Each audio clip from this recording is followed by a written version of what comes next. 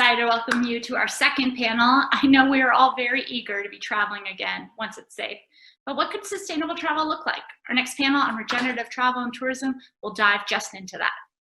Before our panel gets started, we have an exciting guest speaker who will kick us off. Joe Colombano is a former economist and economic advisor to the UN Secretary General Ban Ki-moon. He now runs a sustainable travel platform called Kenya, and we'll hear some remarks from him before we launch into our conversation with an exciting lineup of panelists. Thank you.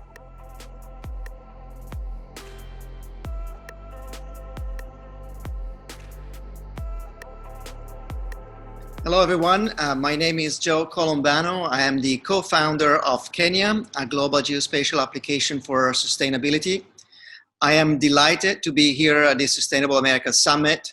I am most grateful to the organizers, the Biennial of the Americas and the Youth Congress for Sustainable Americas for this opportunity. In fact, I must confess that I feel a little bit like the odd one out here. This is a meeting of young people, and here I am, well into my 40s. It focuses on the Americas, and I'm logging in from Hong Kong. And it is a meeting of entrepreneurs, and I have long been a bureaucrat, at least until recently. So I speak to you today as a repenting bureaucrat, a rookie entrepreneur, and a former young person. But there is one thing that makes me comfortable about today's meeting, and it's focus on sustainability. Sustainability has been at the center of my career for the largest part of the past 20 years. This does not mean for a moment that I know everything there is to know about sustainability. And the more I learn about it, actually, the more I realize that I'm just scratching the surface of it. But it does mean that I've had about 20 years, 2 decades to think about it, what it is, what it means, and how it can be pursued. I spent my entire career in the multilateral system. I started at the World Bank in Washington, D.C., then at the European Bank for Reconstruction and Development, EBRD, in London. And in the last 10 years, I moved to New York to serve at the United Nations. As the economic advisor to Secretary General Ban Ki-moon, I had the great privilege to contribute to the definition and agreement of the Sustainable Development Goals, SDGs, the World Agenda for People and Planet. I have them right here on my lapel pin. In the last few months, also, as the pandemic hit, I was able to lend a hand to the WHO Special Envoy on COVID. What I've learned from these experiences is that sustainability is complex. No algorithm, however powerful and sophisticated, can yet crack that system of systems in which we live, from the microscopic of a virus, such as the SARS-CoV-2, to the macroscopic of the animal kingdom, the global commons, and the world economy. But with such complexity also comes the opportunity to finally understand the endless overlaps, interlinkages, and trade-offs that combine and juxtapose the socio-economic and environmental aspects of human activity. Complex. It cannot be pursued by governments alone, not even when they come together in the form of a World Bank or a United Nations. It will take everyone, especially people such as yourself, young people. And it cannot be pursued by policy alone. It will need to be a way of life for everyone. So it is on the strengths of these experiences and learnings that I took the decision to abandon the familiar corridors of the UN Secretariat's buildings on New York's East River and move to Hong Kong to try the high-octane intensity of the startup world. Our idea is simple. Post-COVID-19, the only way to travel will be the smart way, sustainable and safe travel. Our application creates custom-made itineraries to minimize the environmental impact of any journey while optimizing the safety of the traveler and protect her against risks such as adverse weather fronts, criminality, and health emergencies. We call it Kenya, after my dog, a golden retriever that inspired the idea for the app. Because dogs are loyal and curious, they can teach us how to get closer to nature, to each other, and to ourselves. Dogs are smart, they're our best friends. When we decided to move to Asia, we did not have the heart to put Kenya in a cage in the hull of a plane.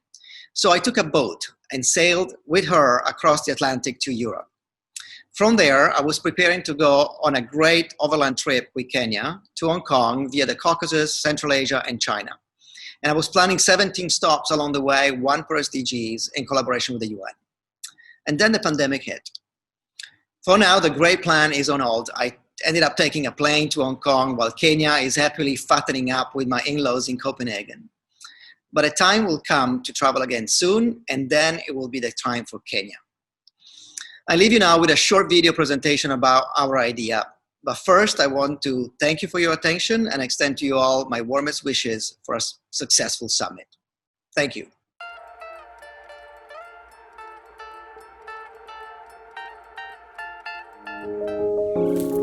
Planet Earth is our planet, blessed with natural wonder, full of life and beauty.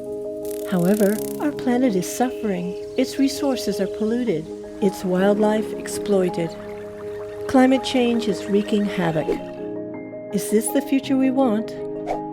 There is no easy solution, but it is clear that we need to change.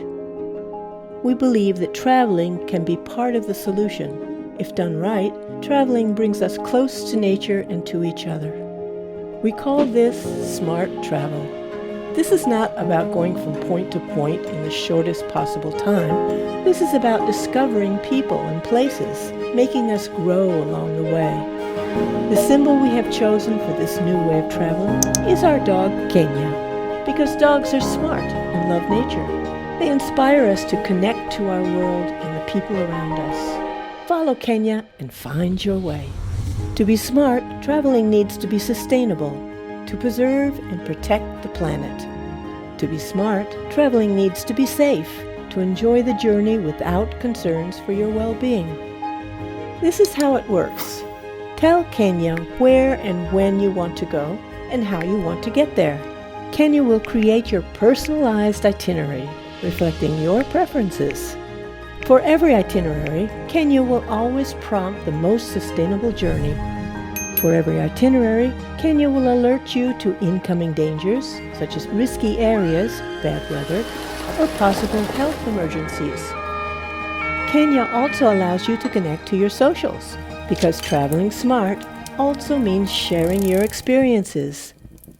All together, we can make a difference. So, what are you waiting for? Be smart, pack your bags, and join us. The future is now.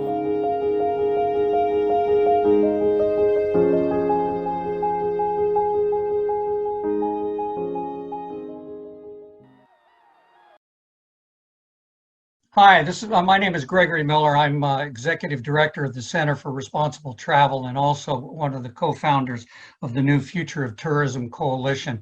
Welcome to the Biennial Summit for the Americas. It's my great pleasure to be moderating this panel today of some really distinguished thought leaders on packing light, regenerative travel, and tourism. We have a nice lineup of 4 panelists, and I'm going to just very quickly tell you who they are. First is Andrea Blankenship, our Director of International Tourism from the Colorado Tourism Office. Felipe Zalamea from Sumac Travel. Glenn Jampol down in Costa Rica, Chair of the Global Ecotourism Network. And Kyle Wiggins, who's co-founder and CEO of Keteka. Welcome panelists, thank you. And from all of us here on the panel and myself as moderator, we want to really extend our best wishes to all of the youth participants for the summit. You are the future for sustainable tourism and responsible travel. And so we hope that we'll be able to share some great perspectives for you and help you in your professional journey. We have some questions today that we're going to really be focusing on this interface of sustainability and regenerative travel. And just if I may take as moderator 30 seconds of just bully pulpit. From my perspective as a professional in this arena and from our organization, the Center for Responsible Travel, when we look at sustainable travel or responsible travel, we really want everyone to be taking a holistic approach, looking at the natural, cultural, and spiritual elements of place. And I just want to share that because I believe that our panelists, I think our question pretty much share that perspective, and that is so fundamental to what we're talking about vis-a-vis regenerative travel. And so with that, and Andrea, you'll be first up for this question for us. Question for the first question for each of the panelists, and they take about 2 minutes, hopefully, each of you. What does regenerative tourism mean to you? How is this different from sustainable tourism? And what does it look like in practice in the context of your work? So Andrea, let's give you the first crack. Sure, absolutely. Thank you. And thank you, everyone. You know, for us in Colorado, we think of regenerative travel really as being the next level. And in fact, Gregory, you just said it perfectly. It really is the holistic view of what sustainable travel is. So we started, and in fact, we were one of the first states to partner with an organization called Leave No Trace here in the United States to start looking at the health and wellness of everything from the environment. What we also do as we look at this, we also look, and especially since COVID and everything has happened, we're also looking at the health of our residents. So it's a really big view of being sustainable. We want this planet to be here in the exact shape it is for future generations. We want to make that better. So we're offering, and I know we have a question on it later, but we're offering itineraries that include things like volunteerism, how you can help when you come to the state, which we're discovering a lot of travelers are looking for as ways that they can also pitch in. You know, but then on the next level, how do our residents feel about it? So, you know, we've got a lot of destinations who are doing really great things in literally making the planet a better place and making us all better people. Terrific. Appreciate that, Andrea. And I'm happy and proud to say that I am a certified Leave No Trace trainer and have been for many years. So I'm happy to hear not so Colorado. Felipe, if we could go to you and get your perspective, please, on that question.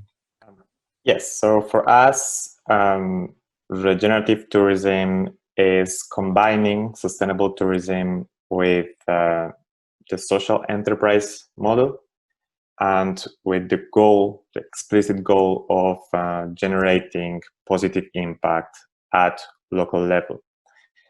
In practice, so right now we are a platform that specializes in sustainable tourism across Latin America. We put local tour operators who follow our guidelines and our responsible tourism policy in touch with conscious travelers from all over the world who want a tailor-made itinerary in any of the destinations that we offer.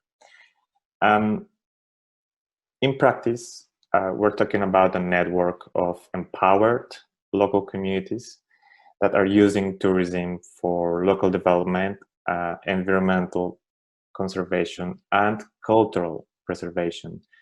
And currently we have more than 200 communities in our network, and beyond the commercial aspect, beyond the promotion that we make so they can host tourists, we also work on raising the visibility that they have in the media, in the digital arena. So for instance, our blog often features some of the work that these communities are doing, and we have sent several journalists from big newspapers like The Guardian to several of these communities.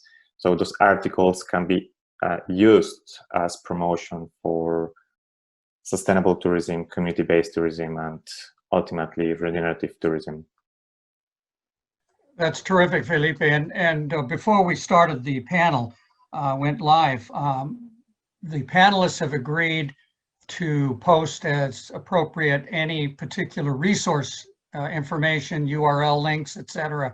So please, all participants, please make note of that and take advantage of that, because these are extraordinary resources for all of us, frankly. Glenn, let me jump over to you down in Ticolandia and get your perspective on this question, please. Okay, well, you know, I think there's a lot of conversation and confusion about what all these terms mean: ecotourism, sustainable tourism, regenerative tourism, responsible tourism, and they're all kind of bound up into the same ball of consideration, of hope, of dreams, of business. But in the past, and for the last, at least in my case, for the last 30 plus years, we've been involved in what we've been calling sustainable tourism, which by the very meaning of the word sustainable tends to or inclines one towards sustaining or maintaining something. And I think the term regenerative tourism becomes much more woke and current because we're past that point of sustaining. We're now into the realm of needing to regenerate. And I like to use that term because besides the good practices and the tendency for persuading our travelers to go to places that are nature-based and what we would ultimately call ecotourism, I think we also need to find places that are acting proactively in terms of regenerating what they're doing, reforestation, compensation for carbon footprint, increasing the well-being for indigenous communities, things like that. So what we need to do is stop in some point thinking too much about terminology and starting to think about how we can go backwards into recreating and regenerating the things that we think are important in our planning and in our businesses, which are tourism based. Terrific. If I may sort of interject for a moment, and I would raise this for all the panelists to think about as we proceed in the panel, is to kind of take what Glenn has proposed, and Andrea, for example, think in the context of Colorado and the Front Range, and the tremendous opportunities there, and think about what those measures that matter are whether it's sustainable tourism, regenerative tourism. It's what is it we are trying to maintain, change, improve, and such. And I think that's something overall that we're all both struggling with and does present an opportunity. So Kyle, let's jump over to you, and please, if we could get your perspective. Yeah, and thank you all for having me. So as I was introduced, I'm Kyle, and I'm the CEO and co-founder of Kateca. And at Kateca, we basically connect local guides and operators in emerging markets with the world's travelers. Similar to Sumac, we also have a marketplace that does that really effectively in 18 countries throughout Latin America. But we also build software that's specifically designed for local guides and operators in emerging markets that allows them to get wider distribution, in ways that we see operators and guides being able to do in developed markets or have been able to do for decades now. And so when we think about regenerative tourism, we think of it as tourism that leaves a place and a community and a people better than, once a visitor visits, it leaves that place better than it was when they found it, right? Or when they encountered it for the first time. And so that means that we see each visitor into the communities that we work with, or that goes with one of the guides that we work with in these emerging markets, as almost like an investor or a stakeholder in that community or in that small business. And that just by patronizing those businesses and those organizations, or doing those tours and visiting those communities, they're actually helping those communities invest in themselves. And so part of that does play into sustainability in terms of maintaining the environment, but it also should go beyond just maintaining the environment. It should go towards expanding, right, the positive impact, and creating and treating tourism as something that can have a positive impact to allow those local economies and local communities to grow, right, in a very significant and positive way. Terrific, Kyle, thanks. There's something I've heard specifically, if I can, Glenn mentioned, which I would like to kind of, before we go to the next question, I'd like to get a little deeper engagement with our panelists on, and that is, how does indigenous tourism fit into regenerative travel? Think about it for a moment from your perspectives. For example, Felipe and Kyle, in terms of tourism operators, I was working yesterday with on looking at some planning with the Indigenous Tourism organization for Ontario, Canada, and they're the biggest in Canada in terms of overall business applications, and it's a very important element.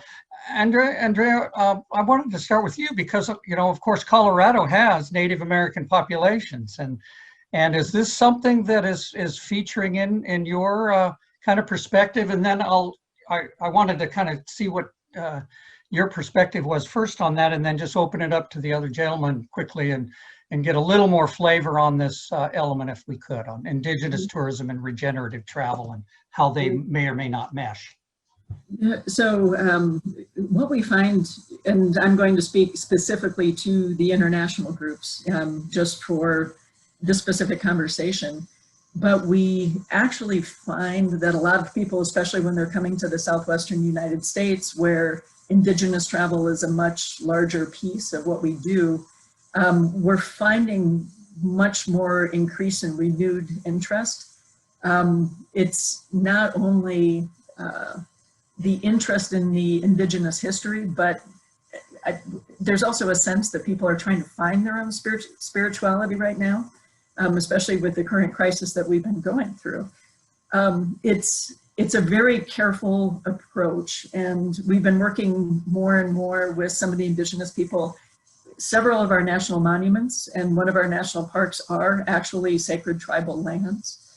So it's working with them, finding them as guides so they can tell the accurate and the complete story, while at the same time, you know, you have to be careful of these lands because they are sacred spaces. So it's a really delicate balance, but we find working with the tribes themselves, they're more than happy to help, and they really truly want to tell their story, and they want to help people find this path also to spirituality and just understanding how sacred these spaces are. Great. I thought as much, and I wanted to make sure I didn't give you guys a heads up that was a question coming, but I thought it's spot on.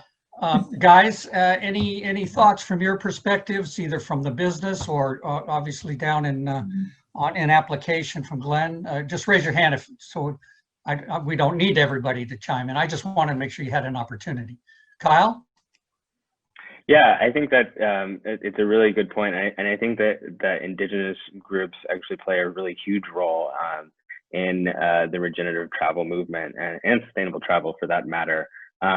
Mainly because I think that and I think you find across the board, and this is not true with every Indigenous group, you know, around the world, and even throughout Latin America or within one country, like Panama, for example.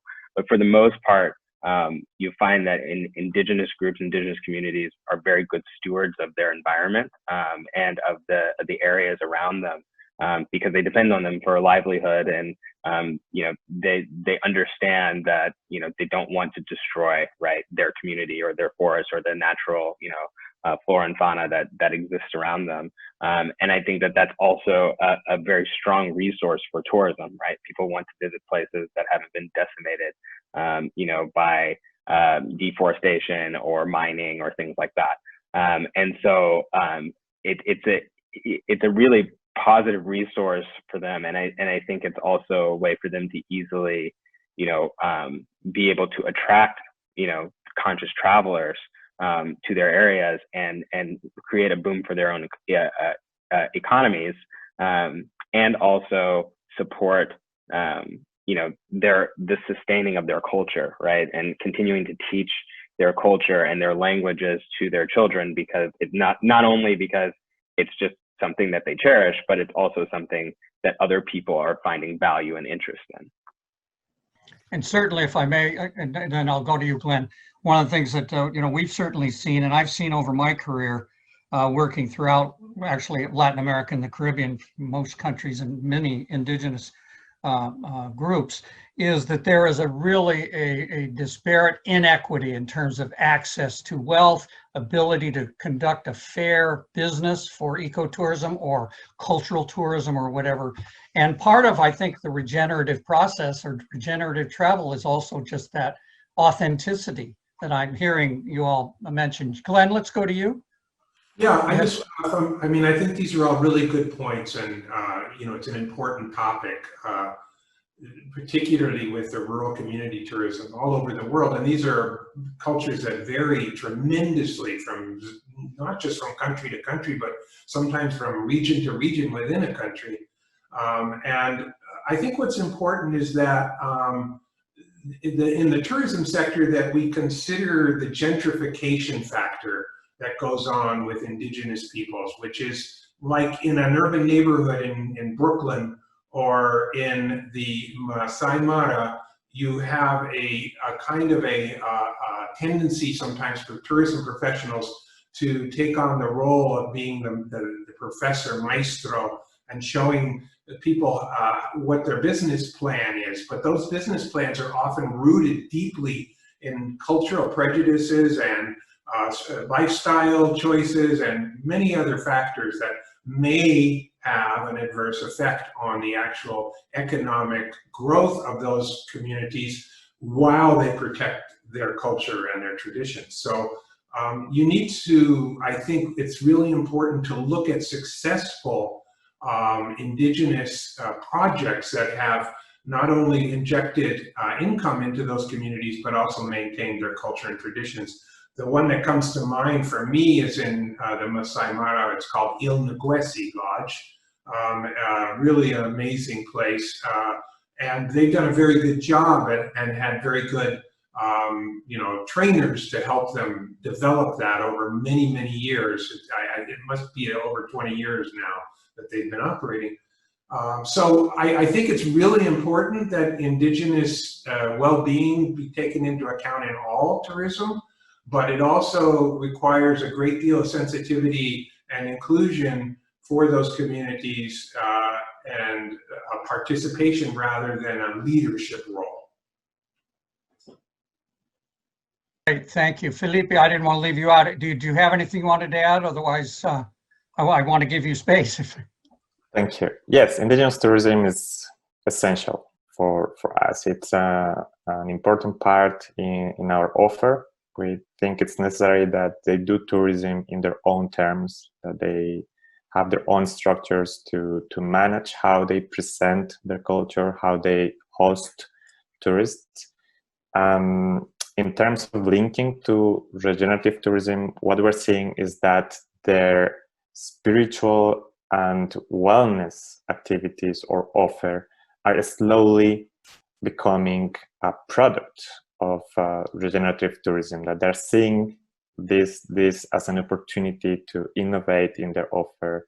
And as you said before, there is a demand for this. Many travelers are looking for spiritual and wellness activities when they visit rural communities. Mm-hmm. And I think, and I know Glenn is very involved in this, as perhaps some of the partners of each of you, is also the importance of agriculture tourism, and the importance of regenerating native crops, the culinary regeneration as part of customs in a variety, any place you go, frankly, is very important. So this is terrific. And Glenn, if I could, before we move on to our next question, would you mind please posting, giving Robin that link for the example that I think that would be helpful for everyone. Let me switch gears a little bit with the panel. And obviously all of us are still deep in the throes of responding to the pandemic, the COVID-19 pandemic. And we are all trying to adapt individually, collectively, from an economic, health perspective, you name it. And so my question for each of the panelists is, what have been some of the adaptations that you have made to your business model? And of course, each of you has a different perspective on this, to respond to COVID-19. And how do you think this will affect the industry long term, either positively or negatively? And again, Andrea, we'll start with you, please. What hasn't changed? So for us as a destination, we're a little bit different than the other people on the call, just because our marketing plans, of course, we're always reaching out to audiences all throughout the world to try to get them to come to Colorado. And it's an interesting position to be in right now, where you want to keep people aware of Colorado, but at the same time, we only want to feel like we're in a position where we're promoting tourism to our state in particular, but tourism as a whole, when it is safe for everybody to do so. You know, the safety of our residents, you know, I would say, especially in some of the really small mountain towns where they may not have the hospitals that we have in some of the urban areas, is huge. You know, an influx of tourism in some of these cities could actually be very dangerous to the people there. But we also want to make sure that the tourists, when they come here, are safe as well. So, you know, what I will say, you know, as far as messages that are going out right now, wellness is the key. And that's actually what people want to hear about, is how are we being safe? You know, how wellness is a factor. You know, they want to come somewhere, and, you know, wellness, you know, I say sustainability, but really, again, that sustainability has moved to regeneration. And we really get the sense that tourists, they do want to pitch in now. How can they make things better? So, you know, coming up with those opportunities for them, just, you know, again, making sure everybody's safe while we do it. The residents, the tourists, it has really changed everything. And from an international perspective, of course, we can't accept international tourists without a 14-day quarantine at this point. So, you know, we're also planning ahead as to what is that going to look like when we can begin promotion, and when tourists actually can, and it's actually not a Colorado thing, when can people come into the United States again, is really the big question. But when we do it, how do we do it safely? Absolutely. That's really helpful, Andrea, and good luck on that, continuing to strike that balance. Felipe, let's go to you in terms of, from your perspective, from Sumac and your constituents. So the hardest hit by the pandemic were our local tour operators, those partners that we have in each country that actually deal with the customers' requests. As a platform, we have low overheads, so we were not hit that bad. And what we did was to use this time to create new products in every country. So no bookings, no travelers. We started to create new itineraries that we've been uploading into the platform. Focusing on highlighting those aspects that we think are going to be important post-pandemic, like private tours instead of small group tours, the tailor-made aspect, the personalization level. Hopefully, travelers will stop looking for big groups or big hotels for their holidays or their vacations. And this is something that we already do, but we don't highlight it enough. Obviously, we're also working on all the protocols, making sure that the communities we work with, every supplier or provider, they are on top of these health requirements. Great, that's really helpful, Felipe. Glenn, let's drill down a bit. Well, of course, you wear a couple of hats here, and, you know, being an operator locally in Costa Rica, as well as heading the Global Ecotourism Network, which I've been a long-standing fan of. So, if you would be happy to share your insight on this. Well, thank you. Yeah, what we, of course, like almost every business, I'm sure, in the world, has been involved with the protocols for trying to keep our visitors safe and our employees, our staff safe. I think, like many people in the world of ecotourism, our staff are like a family to us, and we feel very responsible for them, and both economically and physically and spiritually. So we're trying to make their lives also more advantageous in terms of dealing with the COVID financially and other ways.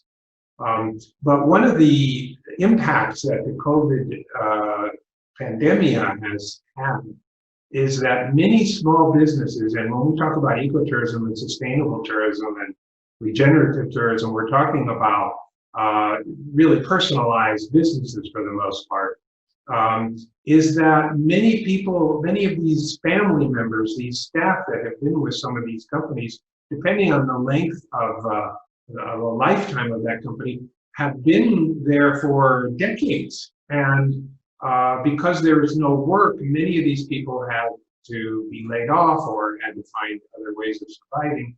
And in the case of some businesses that have been around for a long time, they've spent a great deal of time not only knowing and loving their staff, but also training them and involving them in the philosophy and the spirit of what they're doing. And these people end up having sometimes to feed their families to move on. And so when things start to pick up a little bit, because travelers are starting to feel that they can travel with the correct amount of protection, they're sometimes finding businesses without their key players or without their complete holistic offering. And that has a tremendous impact on the educational and learning of what they're doing. And at the Global Ecotourism Network, which I'm the chair of, and I'll put the link down here in a second, we believe that all tourism should be educational tourism. That when the clients leave that place, they have gained a tremendous amount of knowledge about everything from biology to local customs to how to tread lightly and how to keep a community thriving without trashing it. So when you're arriving at a place that has lost a tremendous amount of its family due to this, you're getting a kind of a staccato offering in some cases, and I think that's one of the impacts. But in conclusion, I do think that it's I think there will be a vaccine, and that will regenerate, this is the word of the day today, more tourism, and hopefully we will have a great deal more understanding of how people need to tread on our planet, and we'll have a much more spiritual connection with what they have and admire it. Great, really appreciate that, Glenn. Kyle, let's jump over to you in terms of kind of shed some perspective from your position. Yeah, and I'll try not to repeat what other people have said because I agree with what everyone else has said, and there's a bit of that going on with us too. Especially, we work with a lot of different partners throughout Latin America, and all of them are, experiencing downturns, no bookings, no revenue right now. Our approach has been more to look at it from what opportunities do we have now that we didn't have before. And because we also build software and technology specifically designed for operators and guides in emerging markets, this is an opportunity for them to really focus on not only kind of changing the products that they may have to offer and the way that they offer them, but also the way that they do business, right? The way that they actually receive reservations, the way that they are able to put themselves on different, the thousands of different marketplaces online, right? Like there are technology resources that have been lacking in these places for a really long time that have prevented them from getting the type of distribution that they should be getting and that people would rather them get, because a lot of people want to do really authentic things. It's just really hard to find and book them online. So the ability to be able to receive payments online, which is a health concern, but also it is a business boom for them, kind of enabling that kind of digital transformation in a way that's sustainable for them, right? Not just taking what's going on in the States and in Europe, right, and saying, oh, here's the software, try to use this, but really building it in a way that integrates with the way that they're already living and doing their work is what we've been focused on and been getting support to do. Great, Kyle. Really appreciate that. That's a nice perspective. I want to circle back to the panelists now with kind of a follow-up from my perspective, and that's, we've talked about how important it is to recognize sustainable travel. looking at that regenerative travel might even be, in many people's eyes, obviously a notch up and actually kind of the rebirth or refreshing of natural and cultural iconic destinations and resources. But we also know that with the pandemic, we've seen in travel and tourism easily a minimum of 100 million jobs lost. And they may not come back, and certainly not come back anytime soon. The economic realities have been so stark, whether it's in Colorado, in Costa Rica, or wherever.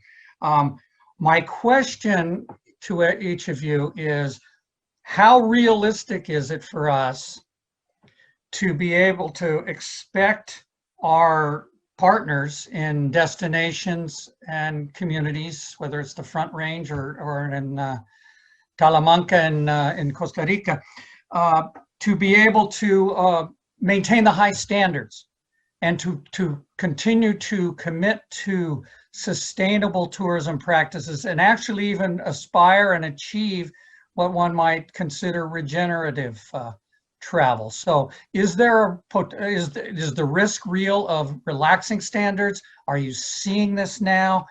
Is it just going to be almost in some measure, I'll use these kind of crass terms, an eat what you kill mentality amongst operators and such, that where they'll take any tourist, they'll relax and soften any kind of protocols and what have you. I'm not talking about COVID safety now. I'm talking about managing natural and cultural resources. Is that an issue? Have any of you seen this in place, or do you see a redoubling? What's been the response that you've seen, and how promising is it? Let me open it up. Who would like to does anyone have any particular thoughts on that? Just raise your hand if you do. Say, if I can start. Okay, sure thing, Andrea. Yeah, I was gonna say, I get a much larger sense of partnership between everybody right now. I think the reality is, whether it's a destination, whether it's a tour operator, a booking platform, a hotel, a restaurant, we all just want to make it.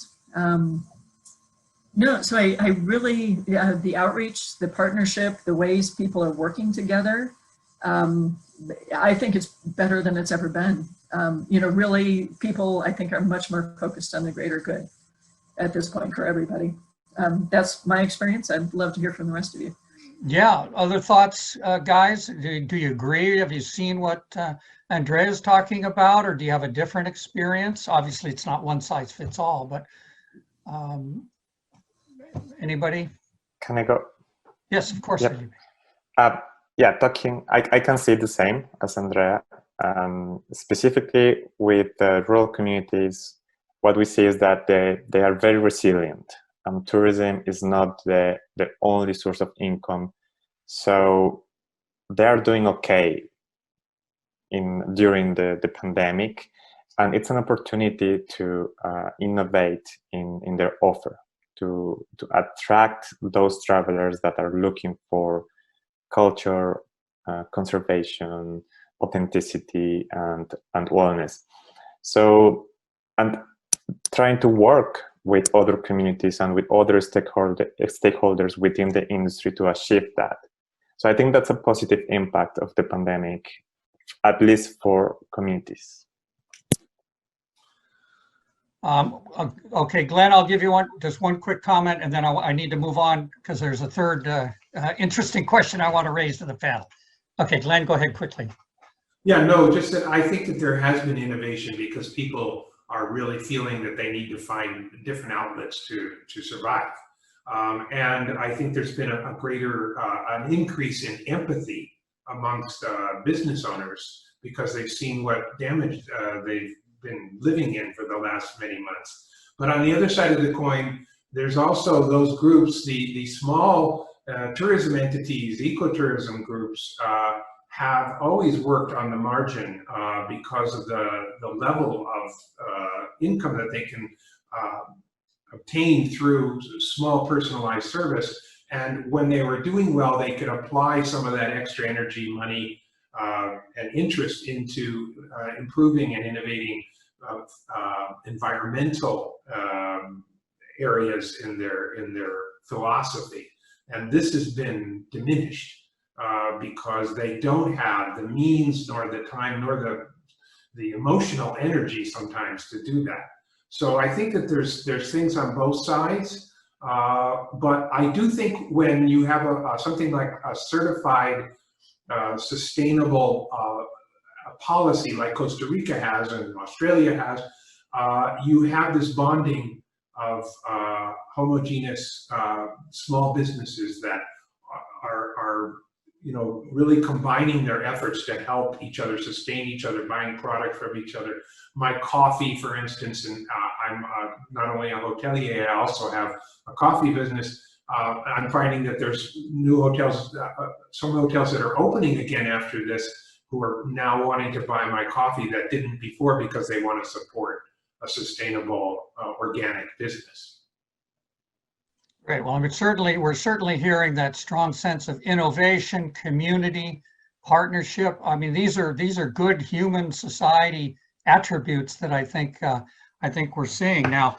The third question for the panel, and I want to make sure we have enough time so each of you can respond here. So, in what ways do you demonstrate your commitment and responsibility to equity and access so that sustainable travel options do not only become accessible to a privileged few, that all important avoidance of travel just becoming for the rich and elite?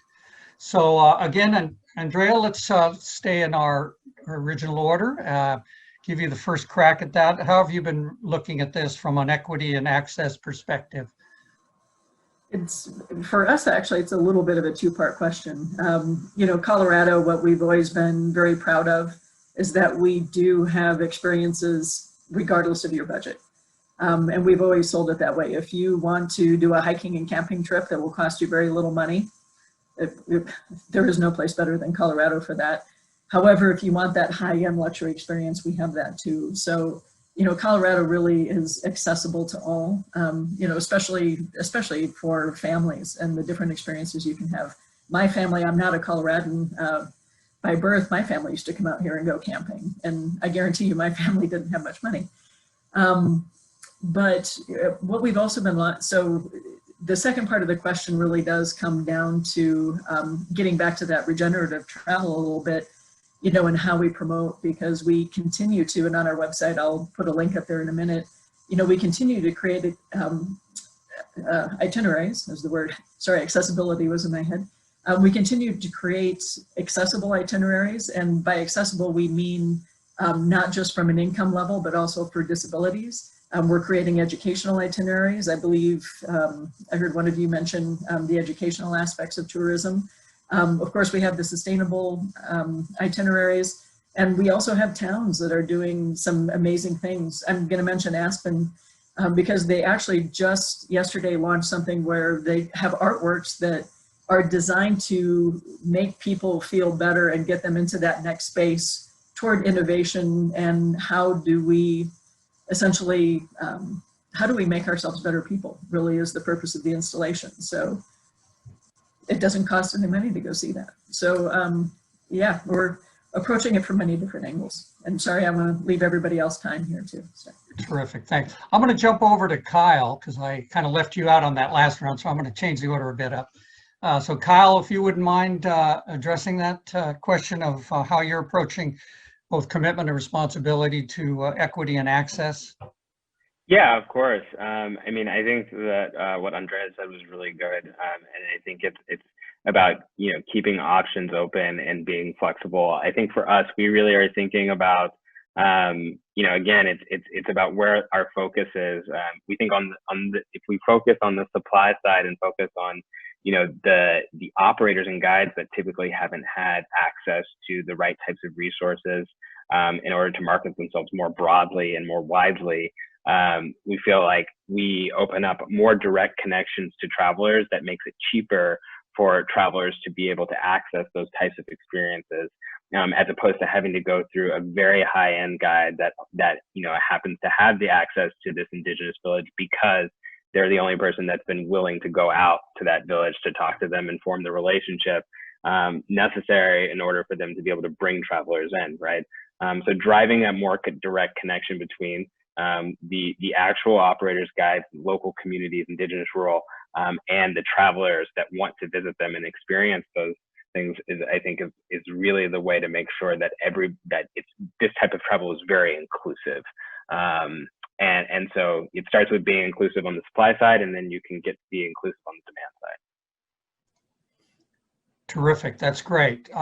Felipe, how are you finding it from your perspective at Sumac Travel? I agree with Kyle. We need to shorten the supply chain within the industry. We need to create mechanisms that allow travelers to go directly with local suppliers, local communities, or at least only one intermediary. And this will make it more accessible in terms of price.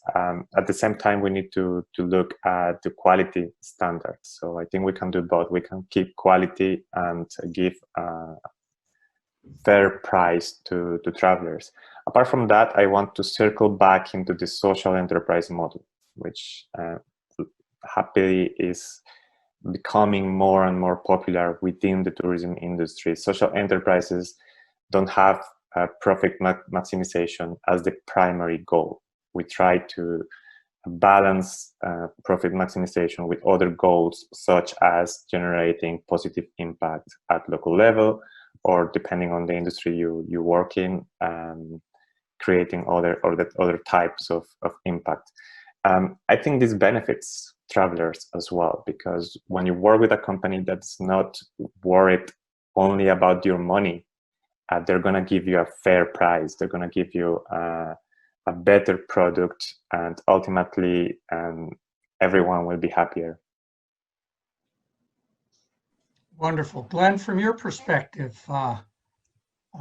thoughts to complement what Andrea, Felipe, and Kyle have offered?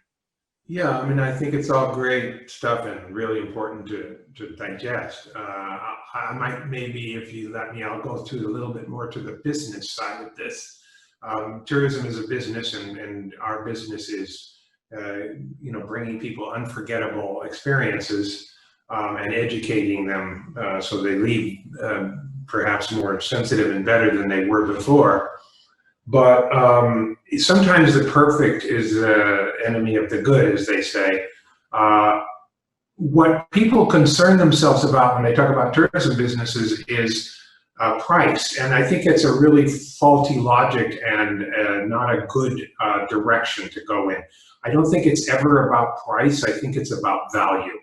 And if you satisfy or exceed the expectations of your clients, they'll never take price really into too much consideration, because they're looking for experiences that are going to be at least as valuable as they hoped, and more so if possible.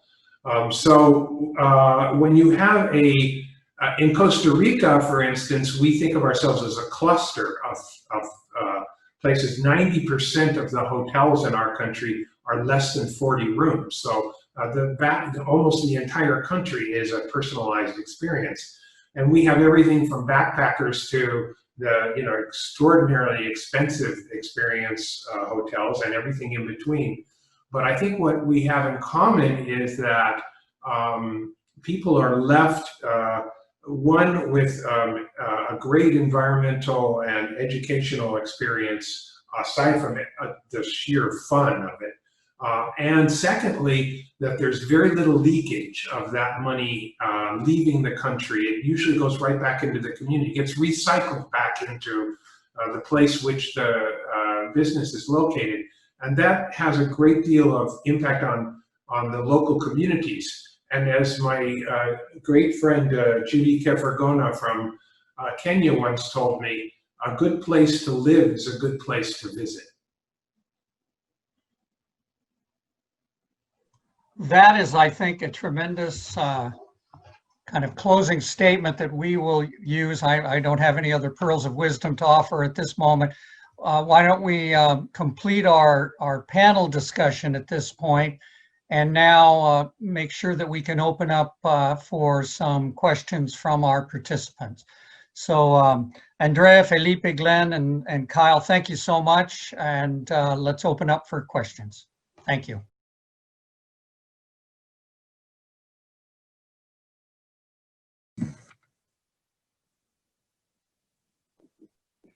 Hi, everyone. Thank you so much for joining us for the live Q&A portion of this panel. We have some of our panelists back who are able to join us again to answer some of your questions. And I have the pleasure of facilitating that. So I'm going to drag you into this, Greg, too, and ask that you answer some of these questions from your experience. So we had a question from Caleb Padilla where he says, what would be the recommendation to create new natural places such as natural parks in cities? So as we start to think about tourism at the city level and encouraging people to recreate and find tourism spaces in their own home cities.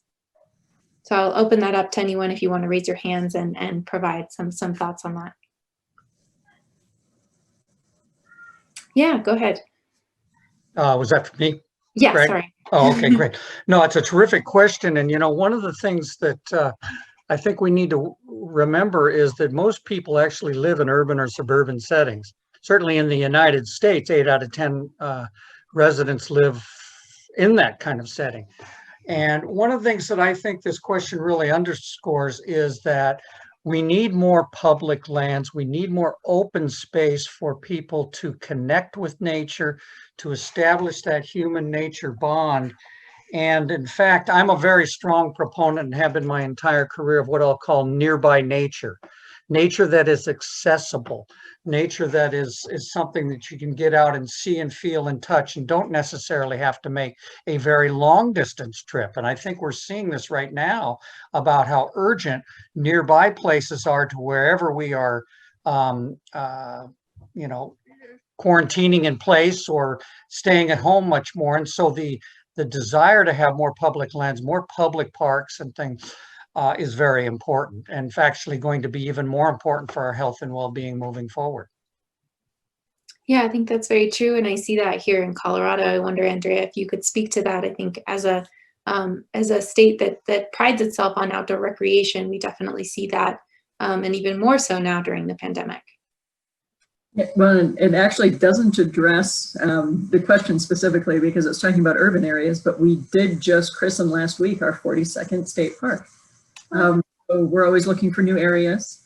But within the city, you know, I will say it really has to happen if you have a parks department. You know, for us, we've been very fortunate that we've always had administrations in place that also want that natural beauty, lots of biking and walking spaces, there's little pocket parks everywhere. But I think you can work on your parks department or some local entity that's similar to, the more people that speak, it happens. So, you know, find a community effort to do it. Glenn or Felipe, yeah, it looks like Glenn, you'd like to say something? Yeah, I just think it's a great attribute to any city to have a park, an urban setting where you can enjoy nature. But I think it's also very critical that for those who are thinking about or contemplating the idea of creating such a park or a preserved area, to consider the sustainability of that. That you should have endemic or native species growing there. There should be a very strong and robust kind of information booklet for people to understand about not feeding animals, what kind of animals live there, and not to introduce foreign or non-native species into that environment, because otherwise you don't have the kind of ecology that you need in order for that to continue growing and sustaining itself as a natural habitat. I think that's a very good point. Felipe? Something I've seen working very well is when local municipalities or local governments partner with NGOs or community groups, and they create volunteer programs where locals gather together to do reforestation, to clean some area, to do regeneration.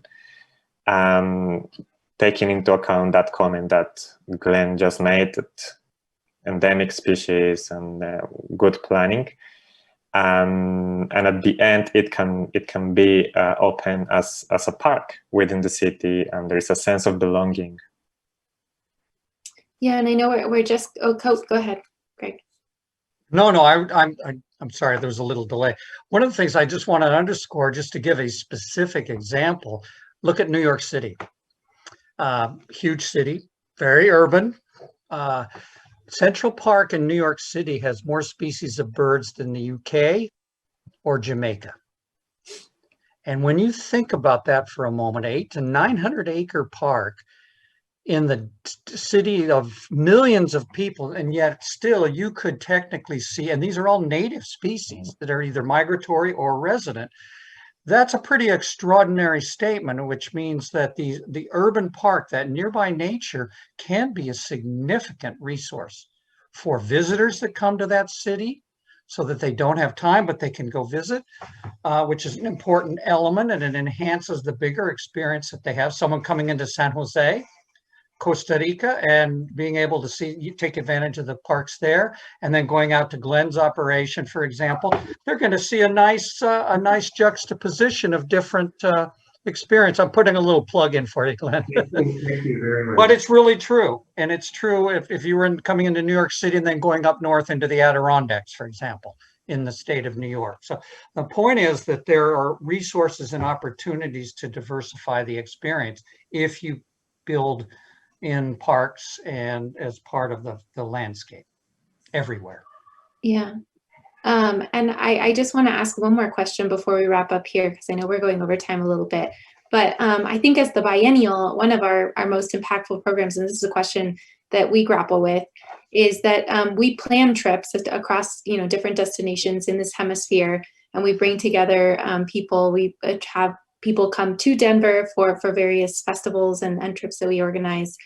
So how can we continue as an organization to promote sustainability while also recognizing that the power, that power of travel and cultural exchange and creating regenerative practices into our business model?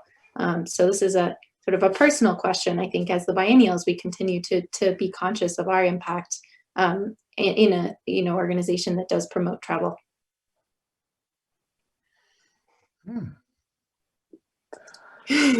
Wants to tackle that? The big question. Well, I can take a stab to begin. Sure, go ahead. One of the things that we're seeing in the current situation, and I would certainly encourage the biennial to be responsive to this, and that is to look towards what a responsible recovery is going to look like, locally, hemispherically, and ensure that you and your own operations respond to those realities. And I think that those are built around a number of different kind of elements. One is to be better at planning. And in part of that is to ensure that you've got the kind of risk management, both understanding and tolerance of. And when I say that, for example, you're bringing people in and out, you're designing trips, need to be responsive of that. Second kind of element there, which I would encourage you to think about, is how you include more directly adaptation and resilience. And I'm talking about this from a climate change perspective, of course, but also from an operations and education perspective to ensure that your programs can withstand that kind of uncertainty, but also that you're able to adapt. So those would be a couple of things that I would just share for you to think about. Yeah, I would add to have a written policy or at least guidelines for economic linkages that when you organize events or seminars, you could make sure that all products are sourced locally whenever it's possible, and maybe have some sustainability standards for those products. So all that money spent on organizing the event or traveling will have a positive impact. There's actually ways, we have a conference that we do every year. We do our governor's conference, the governor of the state of Colorado, but it is our tourism conference, and one of our goals, and we've done it for the last 3 years, although last year was virtual, but we do a zero waste conference. So everything's compostable, recyclable. We've even stayed at places where the energy used, somehow it's either coming from solar or doing something else. So we can also make choices about where we stay and what we do when we're in certain locations. Thank you. This is very informative, and I think we're taking advantage of this panel to support our own mission. So we appreciate. Glenn, did you have anything you wanted to add? Well, I would just say that from my experience over 30 plus years of being in ecotourism and sustainable tourism, I would recommend that people, particularly if we're talking from a business point of view, either as a tour operator or outbound or a hotel or whatever, that the most important criteria for determining how you are going to tread through the business world and have some kind of success cannot be based on solely and most importantly your sustainability.